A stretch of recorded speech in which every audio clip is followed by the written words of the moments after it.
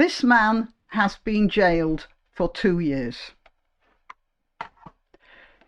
He's described by the judge as an anti-Semite who held Nazi sympathies, and because he held Nazi sympathies, he absolutely had to go to jail for 2 years. No appeal, no probation, nothing, just straight to jail. Do not pass go, do not collect £200, just go to jail, because he is obviously one of those white extremists that Rishi Sunak was implying was the big problem in our country right now. Okay, so before I carry on, I'm going to tell you I'm Graniopteryx.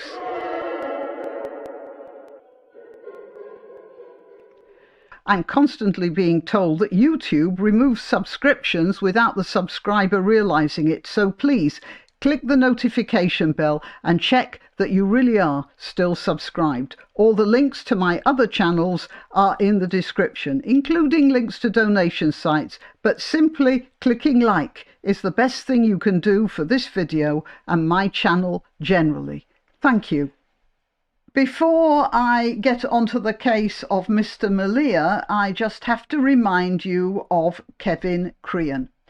Now, this was obviously, I mean, he doesn't look like a very prepossessing fellow, does he? And he obviously not too bright, thought he'd play a silly prank on a mosque. He put bacon on the handle of the door or something like that. I've heard a couple of different stories, ham sandwiches on the doorstep, whatever. And he was sent to jail for 12 months for this prank, which he probably at the time thought was highly amusing, and he was dead within 4 months.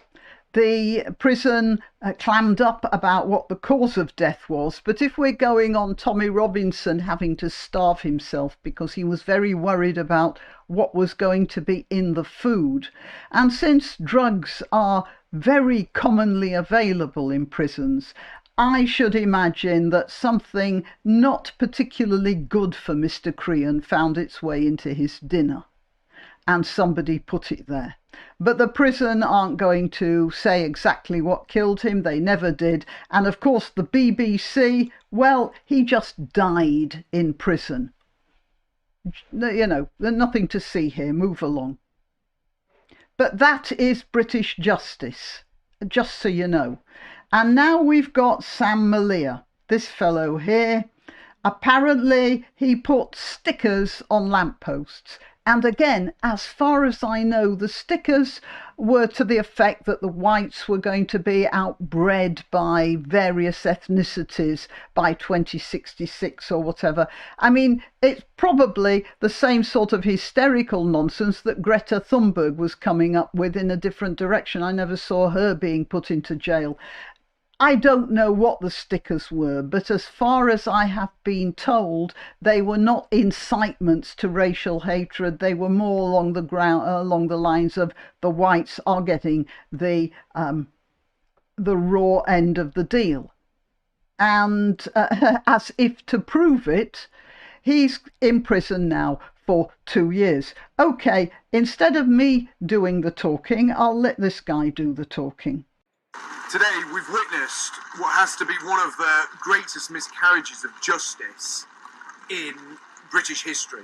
This is absolutely shocking. A man has been sentenced to 2 years in jail with immediate effect, i.e. not suspended, for putting up stickers that the Crown admitted, firstly, contained only lawful speech, and secondly, did not lead to any criminal acts. They did not incite anyone to do anything. So there was really no case against him. The only case was that the Crown wanted to punish him because they felt his supposed motivations were racism. Now, that to me is the definition of a thought crime. It's not just to him a definition of a thought crime. Now, at the same time, I mean, this is a few years ago, but I still remember it. We have this. Let me get the picture up. You can take a look at these pictures. I don't think anybody holding any of those crude posters has been jailed. Not one of them. And there are many such examples.